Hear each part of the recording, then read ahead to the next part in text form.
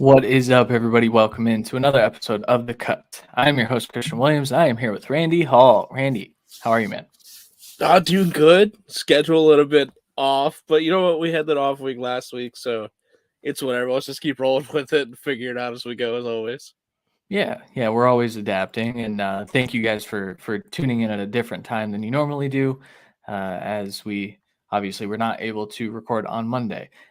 COVID's weird, man. I think I'm getting like COVID symptoms, and I had it like 3 weeks ago, so I don't know what's going on, but hopefully it doesn't knock me down anymore because there's a lot of draft season to get into, and there's a lot of work to be done. So A lot. and today, the work that we're doing is another NFL mock draft. So this is our 2.0, and it is our first post Super Bowl mock draft. But first, that thing that I just mentioned, the Super Bowl happened.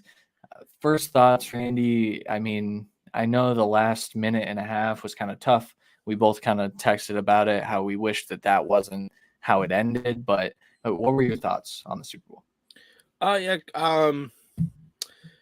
Great game by Aaron Donald. Honestly, not like a tremendous game by either offense. I thought the Bengals did a really good job of shutting down Cooper Kupp for what seemed to be the middle two quarters fully. But fortunately, it just didn't last enough. And that drive, I mean, there was a couple questionable calls, at least I think you could say, but it happens, man. It's one of those where you wish the calls just were all game or they just didn't call it there, but it happens. I mean, you could argue both teams were basically handed a touchdown because of the referees. I think we could pretty much all agree that T. Higgins definitely did something at least on his touchdown. So it's fair game there for me. So a little bit of bad play calling, I think we both agreed on by Taylor, which it's not surprising, but here we are. Yeah, the one thing I want to say is that Stafford no look. Filth. One of the best clutch moments. I know there are plenty of them, and there are plenty of game-winning drives. We think of, Eli Manning's two throws, the one to Mario Manningham and Tyree. Yeah, good God, I'm getting old, man. Those two throws plus Ben Roethlisberger's throws to the back of the end zone, like those were notable. But when we look back on it, that no look from Stafford on that final drive is going to be a Hall of Fame worthy throw. And I know that's the big talk, and I don't want to get into that because we don't have time for that today. Yeah, I'm very annoyed that I really didn't even get a good look at that throw until I got on social media, by the way. I know. Just saying, if it was a different quarterback, we would have saw 72 angles of it. Mid-play, probably. Yeah, they would have stopped play on the field to go to the replays. All right, we are here to do, like I said, the second iteration of our mock draft. So we will get into our position rankings beginning next week, but we wanted to give an updated look at how we think the NFL draft is going to go with our updated draft order. So we're just going to alternate picks, kind of like we did last time. And I got to go first. So let's just jump right into it. The first overall pick for the Jacksonville Jaguars this time is Evan Neal, the offensive tackle out of Alabama. He's 6'6", 350. And that is the main thing that is pushing him up boards. Evan Neal does a lot of things well. He's functionally strong. He's just a mammoth of a man, really good athlete. But I have a lot of concerns. I personally wouldn't take him here, but I do know that the NFL is going to love a guy that's 6'7", almost 6'7", and can move the way he moves. So with the Jaguars' needs that we talked about on the Friday Fix episode, I think that it just kind of lines up this way. Yep, 100%. I don't think they have full confidence in who their tackles will be this year. So makes perfect sense. Sounds good. All right. Well, that pick didn't change. I don't believe this one changed from our first mock either. Aiden Hutchinson at 2 of the Lions. I think we both rank him and Thibodeau pretty highly in this class. I don't think there's a lot of difference between the two. So when it gets to that, let's go with the narrative, and hometown narrative is going to trump a lot in this process. So Hutchinson is very refined, very good. He would easily, in my opinion, be their best edge rusher, at least with consistency and availability. So it's a good building block. I think it's worth noting, too, that almost every notable draft analyst now has it as Hutchinson over Thibodeau. So, yes, for whatever it's worth, I know they hear things from NFL scouts and NFL front offices. So, I think this is how we're going to see it play out when the NFL draft comes. That brings me to the Texans pick at 103. And I did this in my mock draft that I just wrote, so I just stuck with it. Kyle Hamilton, the safety out of Notre Dame, 6'4", 220, a bit of a unicorn player. There aren't too many safeties that are this scheme versatile, this much of an impact player from that position. I know it's really, really tough to get on board with taking a safety in the top top three, let alone top five. But he's worth it. He may be the best player in this draft. And so getting him here at 103 is actually kind of a value. It's pretty crazy. Yeah, especially if you're a team that doesn't have best players. Yeah, very true. So, very true. Smart move. Again, there's no argument there. So moving right along again for the Jets, I am taking Kayvon Thibodeau. For me, I think there's argument to pick whatever tackle you like here. I think there's argument to pick whatever, wide receiver or corner you really want. But for me, I think Thibodeau right now for me is the best talent on the board. And if there are like motor and motivation questions, this is the coaching staff that I would rather him go to for future success out of his like deep well of talent. I do want to address that. So I was doing some research into Kayvon. I wrote up a scouting report. I was kind of just trying something new. And what I saw is that opposing coaches, so back to high school, opposing coaches notably said he's a talker on the field. He gets into our guys' heads. How are you going to tell me that he doesn't have a motor when he's been doing that since high school? He still has that fire, and you see it when he's on the field in college. Yeah. He got progressively better every year. These are just the weird narratives that that are going to pop up, and I think it'll come full circle. I think he'll be regarded as a top 5 pick, but right now there's some saying they wouldn't take him with a top 10 pick. That's crazy. Don't be crazy. Yeah. Ridiculous. Yeah. All right. I followed that up for the New York Giants with Ikem Ekwonu, otherwise known as Icky. I do enjoy that nickname.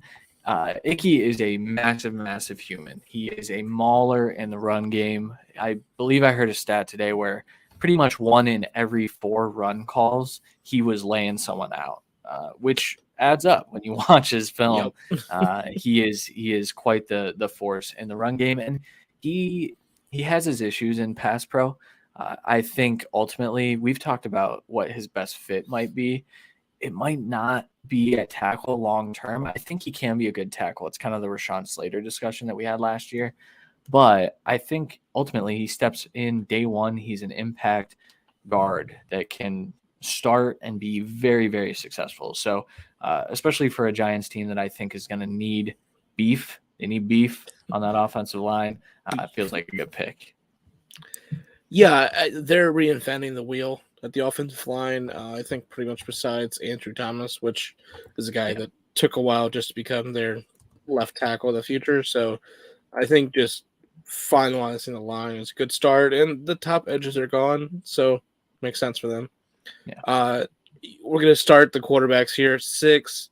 The Panthers, people are starting to talk about them picking Malik Willis here, but there has already been multiple reports that they like Pickett at least top of this class, and this was pre and a little bit during Senior Bowl, so maybe it has cooled off since then. But yeah, they do not have the answer at quarterback. They do not have the.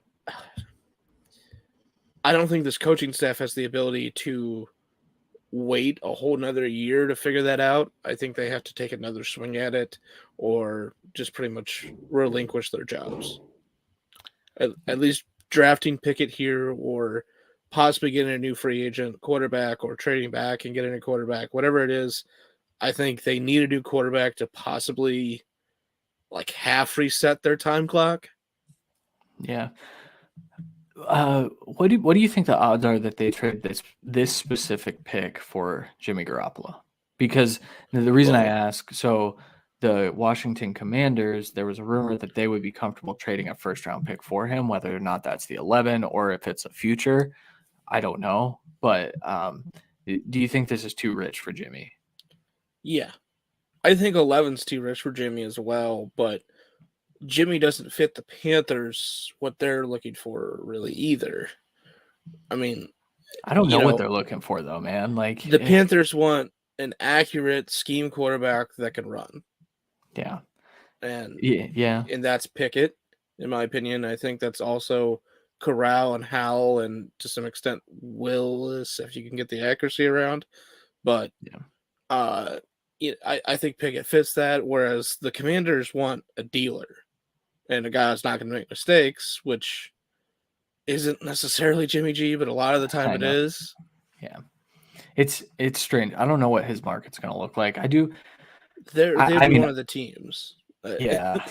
I don't like the Pickett pick here, but I think it's kind of inevitable. We've heard some good things about him. I can't wait to say Pickett pick for the rest of this draft season. But it's what we're hearing, though. Once we get through more free agent stuff, we can start eliminating some of the stuff because trades will happen by then as well. So maybe, like for the Broncos, there's no discussion at quarterback because they've got one now, or maybe the Panthers, same thing. Maybe maybe we start influxing questions at quarterback for the Packers because they got rid of Rodgers. Seahawks, same kind of thing. So as of right now, I'm going with the rumor mill. I don't want another mock where we have like 2 quarterbacks in total and they're both in the 20s because that's unrealistic for NFL drafts, even if we don't like Kenny Pickett this much.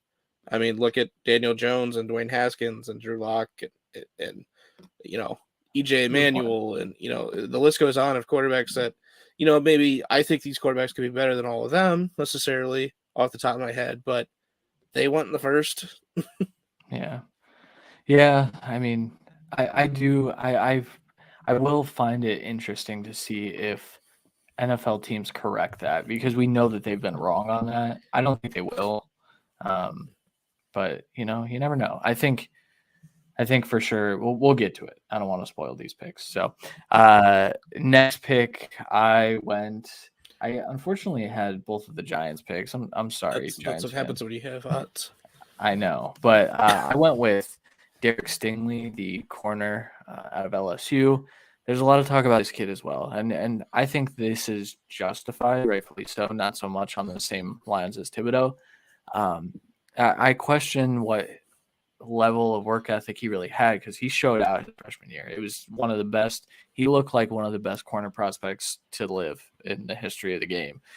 He was an incredibly sticky, always in stride type of corner. And then for whatever reason, his sophomore year, his play kind of dipped.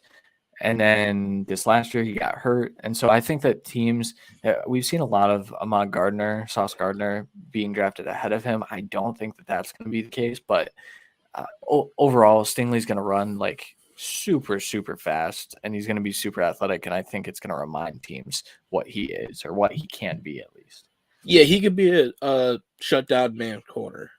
Yeah, that's his ceiling. I mean, and we've seen it really early on. So it makes sense in the Giants scheme as well when you have Bradbury on the opposite side and at least in theory a safety duo that they enjoy. So you're pretty much locking up the secondary, quote unquote, for the future, and giving your edge rushers maybe that extra second that they need because they're not as talented and you haven't gotten an edge rusher for them yet. Doesn't mean they won't get one, but you want other positions here, which make perfect sense to me. I'm just saying.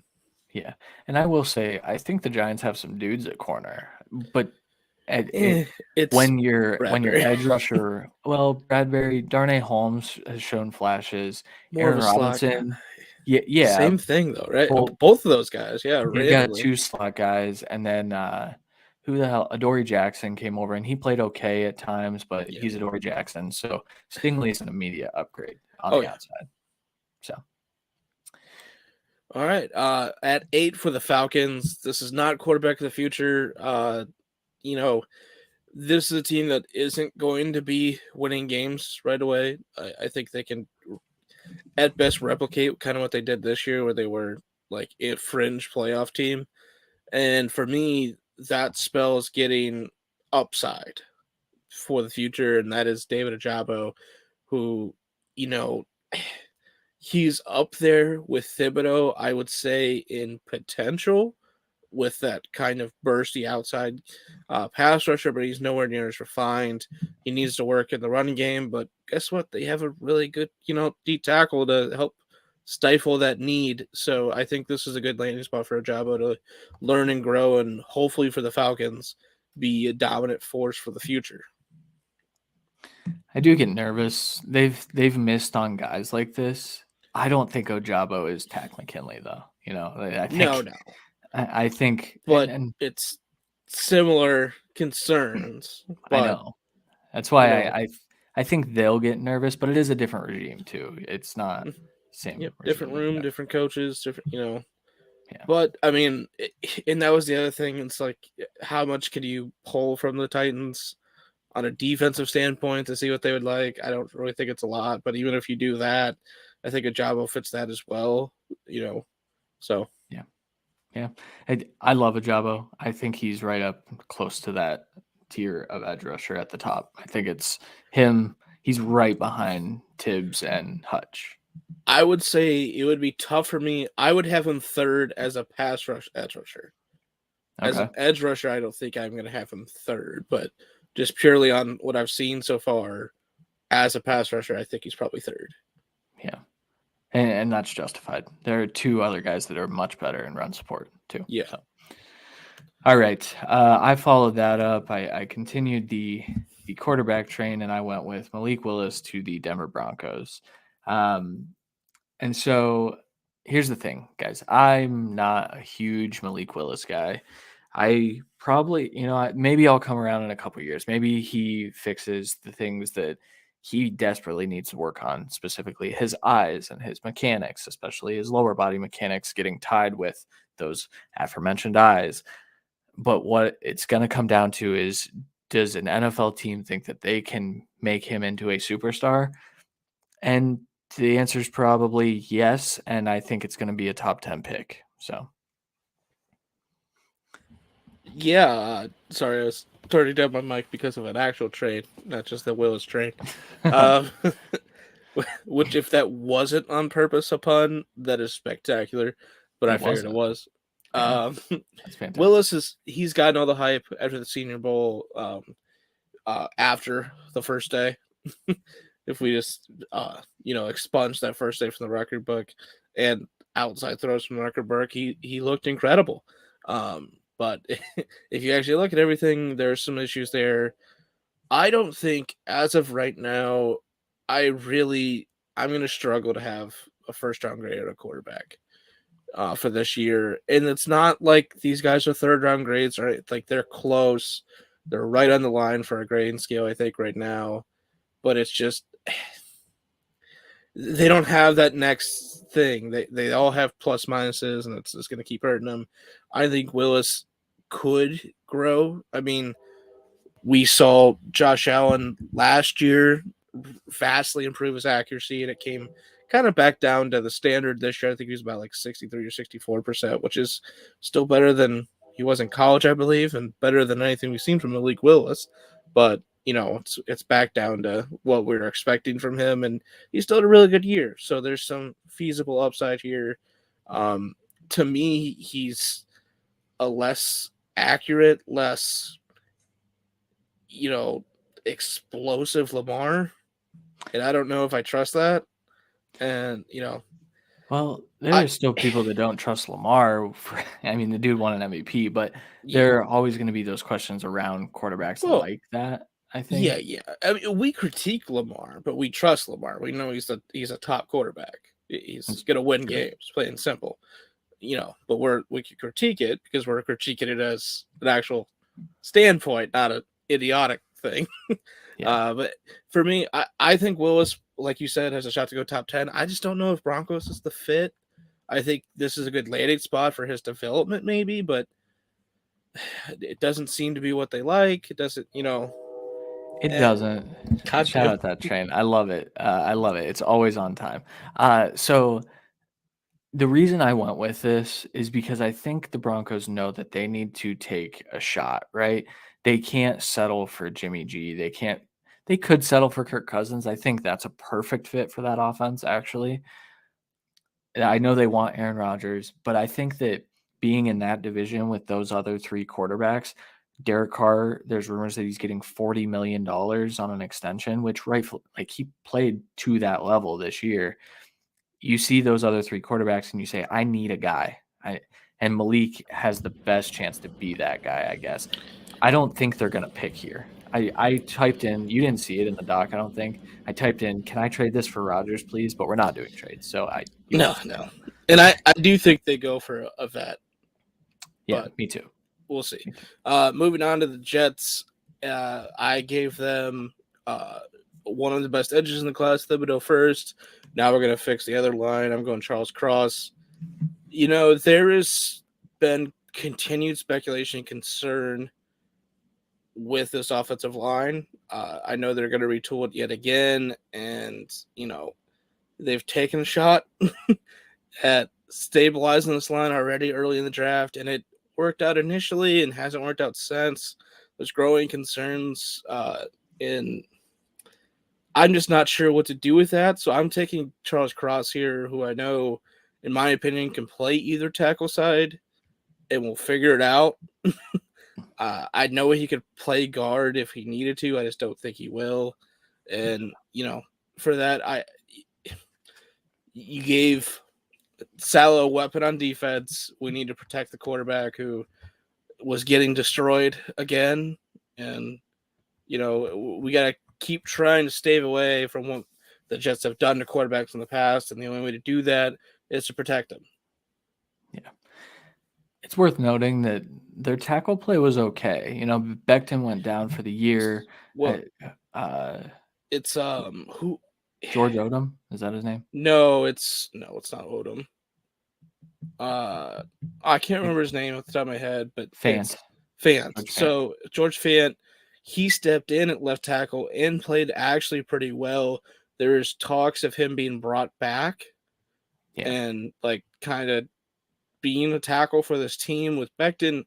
There's talks of, no effort and lack of being able to keep his weight down. But he was also hurt and not playing. So I get it. Yeah, I think some of those reports came from right before he got hurt, though. So it kind of bailed him out. Basically, I don't know what to do with all that information. I think Fant has played guard in the past and can play tackle. I'm not sure Becton can play guard. No, but I know Cross can. Yeah, so I think worst case here, you have three just relatively these are your guys, and you build from there. If you can't trust Becton and you have to cut bait, at least you got a replacement here. Yeah, it's true. It's true. And I think I hate it. Pick. Yeah. Well, I don't hate Jets fans want. I hate what's going on with Becton because we both like Becton, and it's come on. I know. Well, and the problem is that was kind of an issue for him in college too. I remember seeing some of that pre-draft, but I was able to look past it, and he showed us that we were right that his rookie year. But if he takes one off season to kind of lose sight of that, that's not good. I hope he comes back after this injury, motivated, in shape, and whatnot, and is still very good for them. So, but we'll see. So, all right. If you guys are watching enough of the fun video graphics, I didn't have time to make more. So we're going to go with a full board. But that's even more fun because then you can see if you want to yell at us or not in the middle of it. So the 11th overall pick belongs to the Washington Commanders, which is different from the last time we did this. They were the Washington TBDs, but they now have a name. They are the Commanders. And I went with Sauce Gardner. I heard some feedback from in the mock draft I wrote. I gave them Linderbaum, and I said they can move him or I forget who their center is now that got hurt. He's good though. Roulier, I think is his name. I think, yeah, I'm not sure. He's a good center, but I gave them Linderbaum and said one of them can move to guard. But Washington fans were upset, so I'm a panderer, and I'm pandering now, and so I'm giving them Sauce Gardner. And Sauce Gardner is a player that I am lower on, but I am just listening to what the NFL is telling me or what NFL draft analysts are telling me, and they're telling me that Sauce Gardner is a potential top 10 pick. So I question his overall athleticism, but what we saw on film in 2021 is a lockdown corner that is just very, very similar to JC Horn. We need that athleticism, in my opinion, but here he is for the Commanders, and they desperately need some secondary help. Yeah, 100%. I think if the Jets can figure out the Becton situation and the fan situation, going like Gardner or Booth will be their sticking point. Both guys, I think, can play fantastic and Sal's defense, more zone-based defense as well, where Stigley may not be perfect in. So, I think that's one of those picks where I probably would have taken him instead of you at 10, but Cross makes most sense. And, it just kind of trickles down, and they're in a weird spot as well. Like, there's argument that they need a receiver too, but we didn't see any of Curtis Samuel. They need a quarterback, but are they drafting here, or are they going more of a veteran, which they've already done in the past? Right. And then you get to the other side of the ball, and they just need secondary help, really, and maybe that's probably it. I would say, secondary makes sense. Moving at 12 to the Vikings, I want Jermaine Johnson. There's so much hype over him, deservedly so after the Senior Bowl. But for me, I absolutely love the player. I think he's going to have a first-round grade for me, but I can't do the top 10 stuff yet. Just personally, I can't have a guy that I talked about as a fringe first-rounder, someone I thought it would get in, and then after the Senior Bowl, put him top 5, top 8, like I've been seeing. For me, I think he fits with the Vikings, either new concept or old concept with his size and play. I think he just perfectly fits. They have some young guys at edge that have shown flashes, but nothing that stuck to me, nothing that showed a top-end talent. And I think that's what Jermaine could bring to this team. They are heavily up against the cap, and I believe over it. They are going to have to revamp this defense and or somehow get rid of Kirk Cousins to just retool everything. I think they probably just go for a revamped defense and take another shot with that offense and all those weapons. That makes most sense to me. And you're in the last year of Kirk Cousins, so why the fuck not? And that means all of the guys like Everson Griffin and all these big name guys on defense that are always hurt, it seems, are probably gone. Let's get the next guy in here. I think Jermaine can be an impact player for them day one. Yeah, it's a good breakdown. I talked about how I'm with you. Like, I still have questions. I'm definitely not top 10. I think I might have a first round grade on him now, though. Yeah, I think there's spots that make sense. Like, I contemplated it at 8 to the Falcons, like everyone's been doing, but it's not. I think he's a guy for a team that wants to play right now, that are trying to make the Super Bowl this year. And I don't think that's the Falcons. And I think he has a lower staying power than a guy like Ajabo may, because he's going to take a year or two to be his top self. Yeah, for sure. All right, moving on to pick number 13. I got to pick for our Cleveland Browns, and I wrote this up.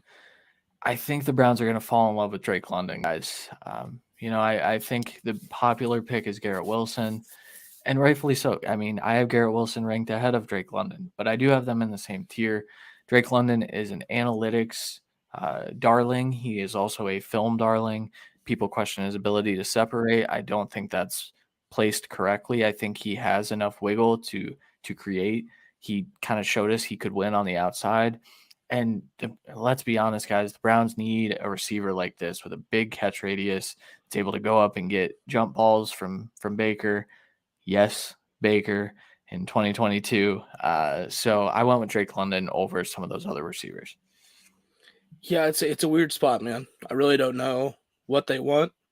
I think you need separators for sure.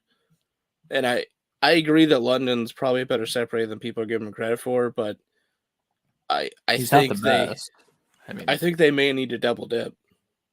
Yeah, I would love that. please. Honestly, I think they're a team that can afford to. So sure.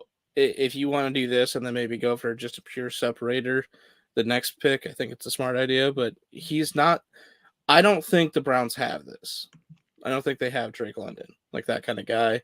I think the closest would be Peoples-Jones, but I think he's more of an explosive deep threat and not really a jump ball guy, whereas I think London can dominate in that kind of scenario. So I'm all for it. It's a different pick, so I'm all for it.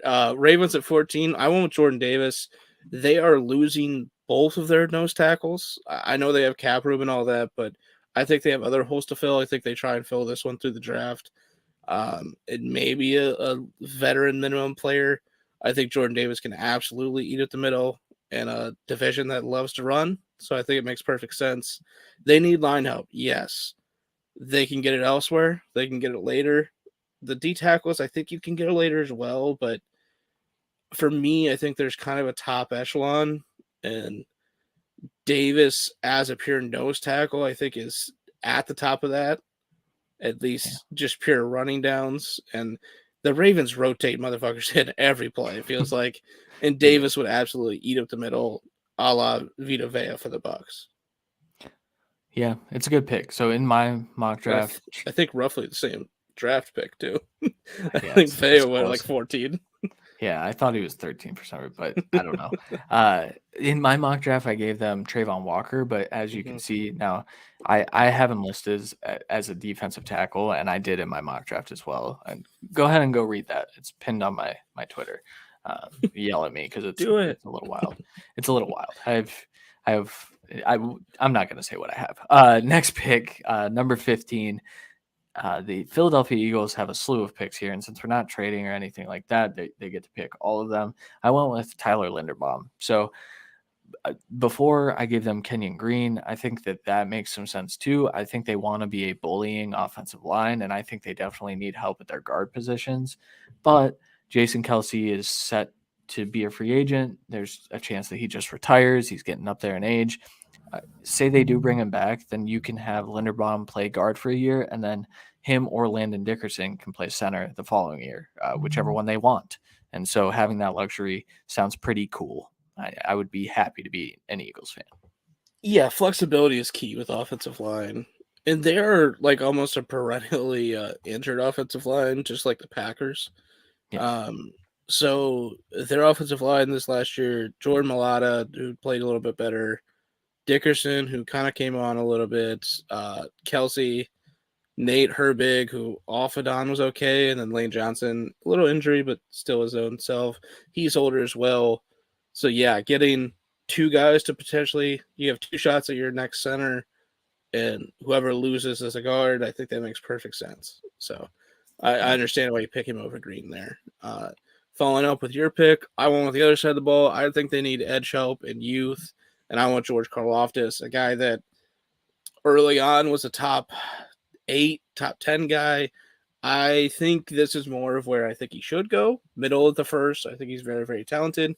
He's not bendy as an edge, but he's a good all-around edge. I think he's an impact player. The Eagles need help, and they're a team that is still up against the cap from the old regime, so they need all these picks to kind of lift them into the future. And I think Karlaftis is a good starting point to reshape this D-line. Yeah. It's a good shout. These feel like the popular picks, and with the Eagles, it's kind of tough because they have pretty set needs. I think they could go fast. Yeah, they are. Yeah, I mean, and we kind of touch on a lot of them between their 3 picks, but I followed that up. Yeah, exactly. They better not take a quarterback. Better do it. Yeah, we're gonna yell at Howie. So is Adam. Number 17, the Los Angeles Chargers. I gave them Kenyon Green.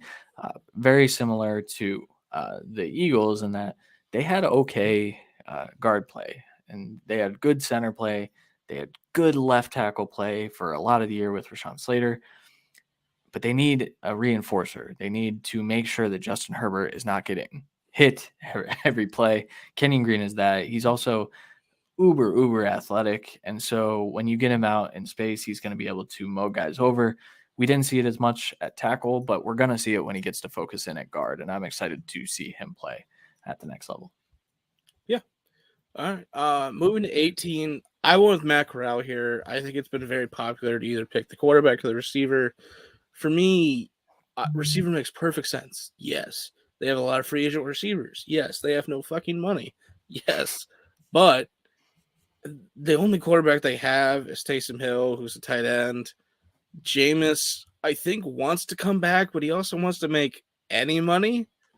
And there's teams, there's plenty of teams that want that transition quarterback this year. Yeah. So I would not be shocked even if it was Tampa that brought him back on a cheaper deal, but making more money than he could with the Saints. Like, he could explode with that offense again, and he showed the ability to be less turnover prone this last year. So I think maybe that could be enough for Bruce to forgive him, bring him back. But for this, I think the Saints need to just restart everything that's not Alvin Kamara. Honestly, you kind of have to. I think you should work to move away from Michael Thomas and that kind of toxic situation. You're not really going to be able to re-sign anyone. I think you try and cut the big contracts. And Kamara, we also have this whole other thing going on. So let's just fresh start this shit, and let's get a quarterback that I think we both believe has some upside. And I think he would have been a great quarterback with Sean Payton, unfortunately. But we'll see how this new system works. Yeah, we'll break him down among others next week. So we'll get deeper into that. I followed that up. The Eagles have their final pick of the first round, and I took Garrett Wilson. So I know that taking two receivers that are just ultra good separators, but a little undersized, a little thinner framed. I know that sounds kind of scary, but I think with how this offense operates, Garrett Wilson can fill right into the role that Jalen Reagor is supposed to freaking be in and do it at an incredibly high level. Garrett Wilson, to me, is one of the two best receivers in this class. The first, we haven't even really talked about yet. We'll get there, but I think the NFL is going to like him. I think the Eagles are going to like him. And I know it sucks to spend 3 first-round picks or 3 years worth of first-round picks on wide receivers, but they have to do it. They have to get some actual talent in that room. Yeah. No argument there. I think it allows you to have Reagor on the roster to continue to develop and be a deep shot guy with more of a gadget Devonta Smith and just a pure separator and explosive and everything with Garrett Wilson being your all-around guy. So you need to help Jalen Hurts as much as possible if he's going to succeed. So it makes sense to me. Going on with the Steelers, I want Trevor Penning. I think he fits the culture there with his unmatched aggression. I think that fits here. Another great spot for quarterback. I think if they draft a rookie, I think he is going to probably be viewed as the best landing spot. Maybe. If they can correct the offensive line. But this is a team, in my opinion, that is competent quarterback play and a better offensive line from being, looked at as just a pure playoff team again, which they deservedly should be because, they did. And, they were a playoff team, even though they shouldn't have been. But, the defense is incredible. The offensive line was up and down a lot of the time, but was bad when it mattered. The quarterback play was bad when it mattered. You have the talent everywhere else, so let's get a tackle in here to really kind of start the fix. I could obviously see them getting a rookie quarterback, but I could easily see them taking a low-risk veteran quarterback that just gives them good play. Nothing spectacular, but good play. So, yeah. I have a lot of questions about if he's good enough, but I understand that NFL teams are going to love this kid. So, sorry. So 21 for the New England Patriots, I went with Andrew Booth. I don't understand what's happening with Andrew Booth in the draft community, but it needs to stop. He is one of the 2 best corners in this class, in my opinion, and he's not 2. He is a very, very instinctual corner. He has his flaws. He's got less flaws than Derek Stingley, in my opinion. This is the background noise show, bro. Yeah, I know. It's rough. So, yeah, Andrew Booth, I think the Patriots are going to love a guy like this. I think he would kind of fill J.C. Jackson's shoes pretty well. right from the get. Yeah, which I'm not even sure if those are open shoes or not, but either way, they get a top end corner. Filling it up at 22 for the Raiders. Treylon Burks, both of our opinion, I think the best receivers off the board finally. I struggled here to not pick Jameson Williams because I think he fits the Raiders mold of, the top level school, the speed, the explosion, all of that. And Jameson Williams is just a good receiver. He's a good router, and he's good all around. And I think if he is fully healthy, he probably isn't on the board here. Even if he is fully healthy and on the board here, I think it's still like I literally sat here, Treylon Burks, James Williams, which one? I think they both fit perfectly, but Treylon is a little bit different of a body type and probably slower, but we won't know because, Williams isn't going to participate in anything. But Burks is, I think, a little bit more gadgety possibility, and the influx of the coach of McDaniels, I think Burks fits. I think both fit really well. It's just you pick the boys in there, and new coach, new system, same quarterback. You got to make an impact right away. You can't be on the sideline. I think Burks fits better. Did you consider Olave here? I did, but Olave works. It works in the Patriots mold of let's just get separators. Let's not get it's extra step and all that. But I think Burks gives you a bit of everything with the speed, size. He gets open pretty well, depending on the routes, obviously. And he's a little bit gadgety. I think McDaniels would look at that as an opportunity to him be his movement piece, along with Darren Waller. And then you get Renfro basically being the forgotten guy. And that's where that slot role has thrived in the New England offense with a gadget player of sorts and then a gadget tight end. I think Burks fits. Yeah, fair enough. All right, 23 for the Arizona Cardinals. This is one that I didn't like it, but I've seen too much hype over Kyler Gordon being drafted before Trent McDuffie, and so I went with Kyler Gordon here instead of Trent McDuffie. I think both of them fit kind of well. I know that Cardinals fans are a little skeptical to take either one of them because Kyler's a little bigger, but McDuffie's a little undersized, and so they get a little nervous with Byron Murphy and that whole situation. But I do think that they are going to have to invest in corner because Marco Wilson being your CB1 for most of the year is how you don't win Super Bowls. So, yeah, I think it's a good pick. I think we're going to know what the Cardinals are going to do beforehand. I think the last couple of years have shown us that. That's why I got this pick right last year. That's true. And right now, I think it's going to be Zion. So that's fair.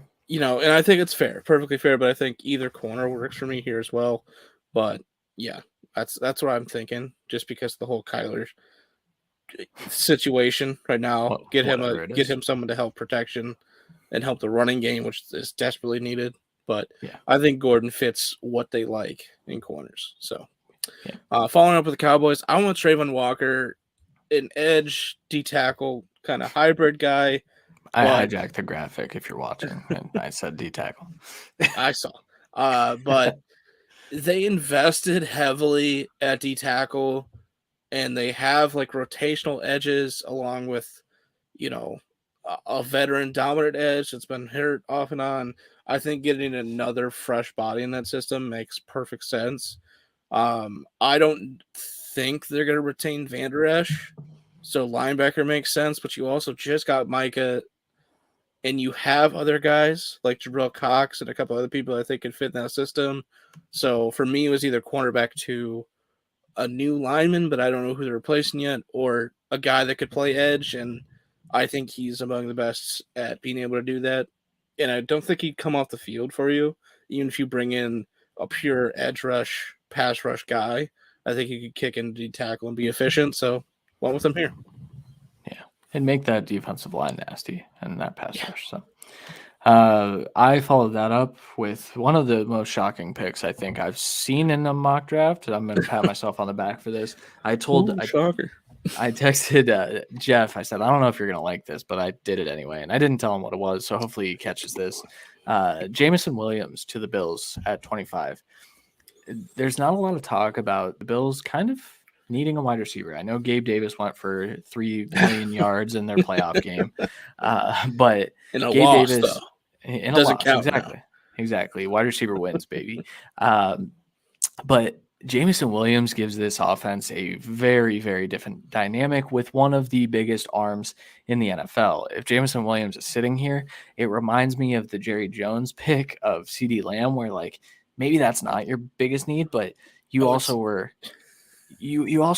I mean, toe to toe with the Chiefs. You have the luxury here, so go get a guy that can just destroy defenses if he gets behind them.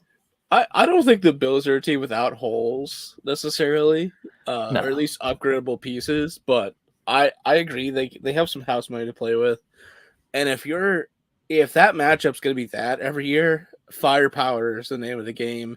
It doesn't get much more addition to firepower right here than Jameson Williams. And you know what? They are in a similar situation to the two of the Cowboys that year, where Michael Gallup had a pretty good year the year before, and he looked to be their heir apparent to be a wide receiver too there, and just work really well with Amari Cooper for the future. And then Lamb was on the board, and Jerry just took him. He doesn't give a shit. And I could see this being that kind of pick as well, where Gabe Davis showed some promise, and Cole Beasley's always there, so a reliable guy, and let's get rid of Emmanuel Sanders, but whatever. Whoever the other receiver, I can't think of the top of my head, but he showed some flashes as well. This guy trumps all of that. And he does something a little bit different than anyone on the team. I think he's a pure deep threat with everything else as well. And I don't think they have that. So it does make sense, and does full send 3 receiver sets every fucking play. Let's fucking go. All that shit. So quickly moving on to 26, Devin Lloyd to the Titans. The Titans cannot draft the right linebacker. I did it for you. Let's just get a pure linebacker in this group. I've seen a lot of let's get him another receiver things. I'm fine with that, but let's do that later. Like, you have holes here, legitimate holes on this team, and you're a playoff team. Julio, his hamstrings are hanging on by a fucking ukulele string at this point, but like, I think you could supplement him as like a route runner later in the draft with this receiving class. So for me, I'm going with talent, the linebacker position, arguably the best linebacker in the class, going at 26 to a team that's overdrafted a few linebackers in the recent years and haven't worked out. I think they're letting go of a couple of them this year. He would immediately, for me, be their best linebacker. Yeah, for sure. All right, 27, another shocking pick. I'm sorry, everyone. Please don't cancel us. Desmond Ritter to the Tampa Bay Buccaneers. I know that Sam Howell's on the board, Carson Strong. There are a few guys that are still on the board, but I think what Desmond Ritter did at the Senior Bowl is he showed that he can take coaching and he can do very, very well with it because he improved every single day of the Senior Bowl. I think that QB wins are not a thing, guys. They really aren't. But Desmond Ritter won. He is the winningest quarterback in his school's history, and NFL teams are going to like that. I think the Bucs do something like go sign a veteran to start one year and kind of transition their rookie quarterback in. Kyle Trask is not the answer, so let's go. But he could be. Nah, I know he can't be, but I don't know if Ritter is either. But I think teams are going to like his size.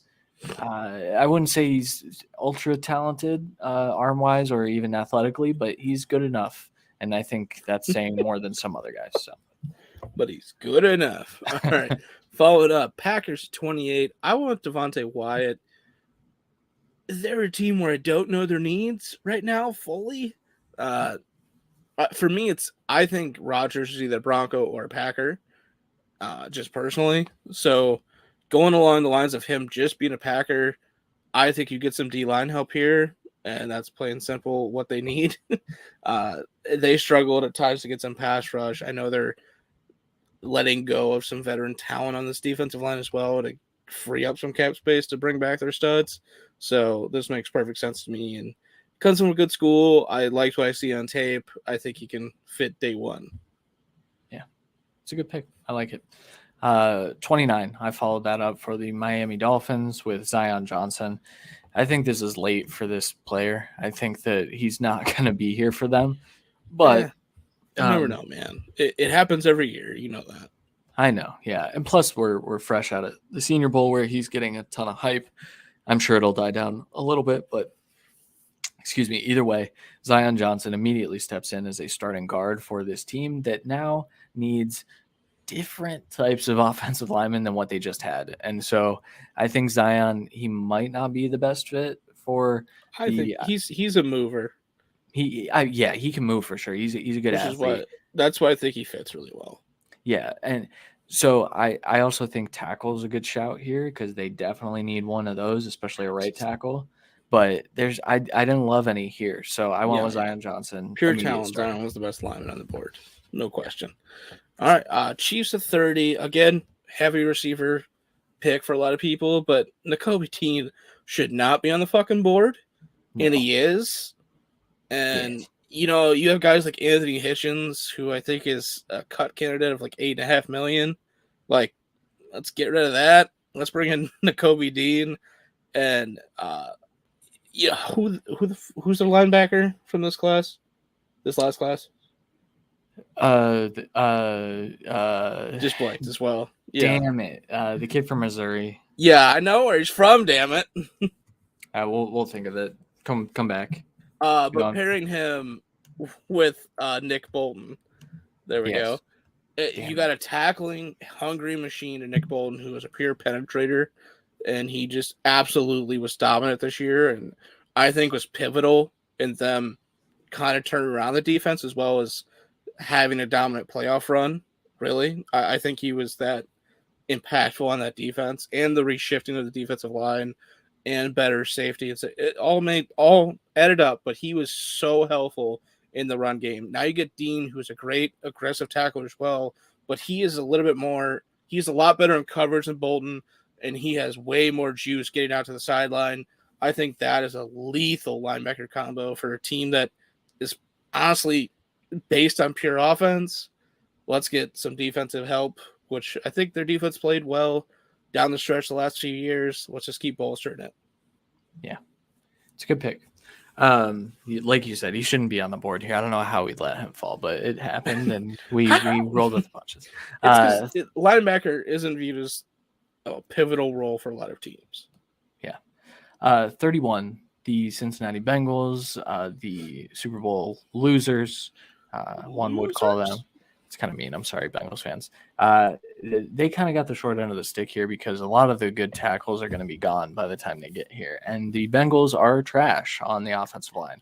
They posted the third worst graded offensive line performance of the entire season in the Super Bowl, and that can't happen. Joe Burrow can't take 70 sacks a year. I went with Nicholas Petit-Frere from Ohio State. It's not a sexy pick, and this is a guy that struggled at times in 2021, but he's got the size, he's got the big school pedigree, he's got multi-position play. He played right tackle, and I think that's important because I think they do have something with Jonah Williams on the left side. So I think tossing Petit-Frere on the right side might be beneficial. They also have a ton of caps, so they may attack that position through both, and I think that's the smartest play, but we'll see. Sure. Finishing this off, the Lions. I don't think I'm going to go through these. It's so difficult for me to justify not picking quarterback of the future. Sam Howell on the fucking board. That's an easy smash in this concept of an offense. And with these running backs, with the receivers that they have, kind of. But the tight end, the line play, Sam Howell, I think, could thrive here and be the heir apparent. He's not going to play right away. You let Jared Goff play for at least half the year, if not the whole year. I think Sam Howell could be a bright future of this organization. Yeah. And you get the 5th-year contract. You get a pick in like 2 picks, pick a receiver there. Yeah. People are talking about Howell as a 3rd-round pick, and if that happens, I'm going to lose my shit. I mean, what are we doing here, folks, I guess? The footwork thing is a problem. I mean, he needs a lot of coaching still. Yeah, but there's talent. Yeah. Exactly. And that's the thing. There's more talent with Howell than other quarterbacks. So he's my QB1. So I'm glad we fit him in here. I think he's your 1-2 at this point, right? He is right now, yeah. Maybe if I get another tape from 2021, it'll be different. God damn it, Caddy. Yeah, that'd be fantastic. But all right, that'll do it for this episode of The Cut and the Mock Draft 2.0. Let us know what you think. If we screwed your favorite team over, make sure you let us know and yell at us. We enjoy that. We like having those conversations. It's our favorite. Because, well, and like I said, I heard Commanders fans when they told me, we don't want that. And not that we're like doing these for you. We're trying to see what we think will happen, but a fan's perspective is a little different. So we do welcome the feedback. Make sure you guys stay tuned. I believe we're doing the Jets this week for the Friday Fix. Yep. So we'll be back in a couple of days now. Randy, do you have anything to add before we get out of here? Well, it's Jets Friday, and then next, hopefully Monday, we start our position rankings with quarterbacks. So that is always a fun show. I think this year will be a little bit meaner of a show.